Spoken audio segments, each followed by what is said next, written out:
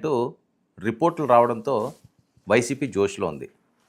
Don't care, ఇవన్నీ కూడా మేము పట్టించుకోము, ఏడాదిలో ఏమవుతుంది, ఇంకా 4 ఏళ్ళు ఉన్నాయి మాకు టైము, అప్పుడు చూసుకుందాం అని చెప్పి కూటమి మాట్లాడే పరిస్థితి. ఏదైనప్పటికీ కూడా ఒక పక్క అరెస్టులు కలకలం, మరో పక్క తిట్లు, మరొక వైపు కక్ష సాధింపు చర్యలు.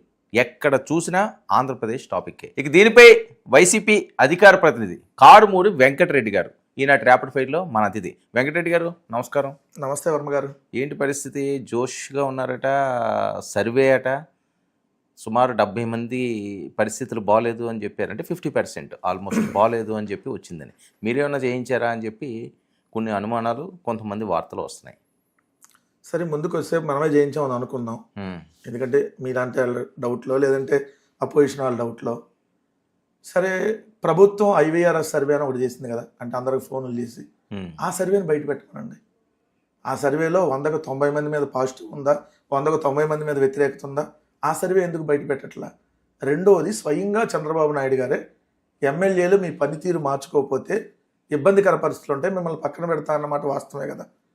మరి అంటే చంద్రబాబు నాయుడు గారే స్వయంగా వాళ్ళ ఎమ్మెల్యేల మీద వ్యతిరేకత ఉందని ఆయనే చెప్తున్నాడు. మరి ఆయన చెప్తున్నప్పుడు సర్వేలు చెప్తుల్లో కొత్తదనం ఏముంటుంది?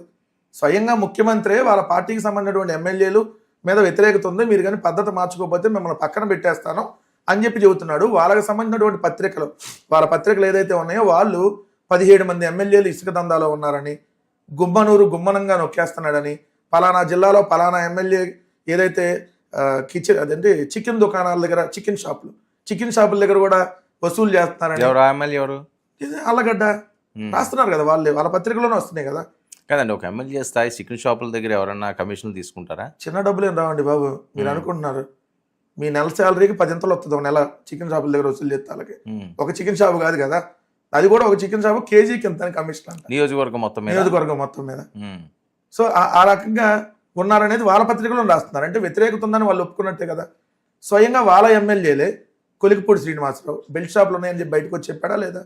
అదేవిధంగా బండారు సత్యనారాయణ మూర్తి సంవత్సర కాలంలో నేనేం అభివృద్ధి చేయలేకపోయాను, సో నాకు నిధులు కూడా ఎక్కడ రావట్లేదు, నేను నియోజకవర్గంలో మొహం చూపించలేకపోతున్నా అని చెప్పాడా లేదా?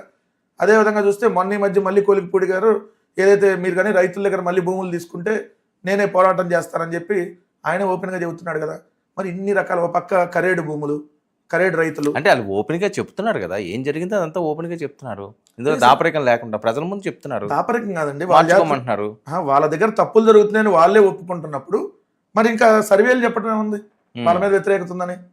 సార్, మా తప్పు చేసిన వాళ్ళే ఒప్పేసుకుంటున్నారు, మేము తప్పులు చేసామంటే మేమేం పని చేయలేకపోతున్నాం, ఈ ప్రభుత్వంలో మేము చేతగానాల్లాగా ఉన్నామని ఒకళ్ళు, ఈ ప్రభుత్వంలో ఇదిగో మేము ఈ ప్రభుత్వంలో అవినీతికి పాల్పడ్డారని స్వయంగా వాళ్ళ ముఖ్యమంత్రి ఇవన్నీ చెప్తున్నప్పుడు క్లియర్గా. అంటే ఏడాది పాలనలోనే అంతా జరిగిపోయినట్టు రేపేదో ఎలక్షన్లు ఉన్నట్టుగా భావించవచ్చా ఇలాంటి వాటి? లేదు సార్, ఇంకా పెరిగిద్ది అన్న. ఎప్పుడైనా ఒక ప్రభుత్వం మీద ఉండే కొద్దిగా వ్యతిరేకత పెరిగిద్ది.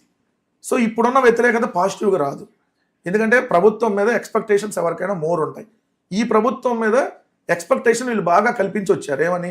నీకు 15 నీకు 15, నీకు 18 నీకు 18, నీకు 20 నీకు 20 అంటే రైతులకి, నీకు 36 నీకు 36 నిరుద్యోగులకి, అందరికి మళ్ళీ ఉచిత బస్సుల నుంచి 143 హామీలు ఇచ్చి అధికారంలోకి వచ్చారు.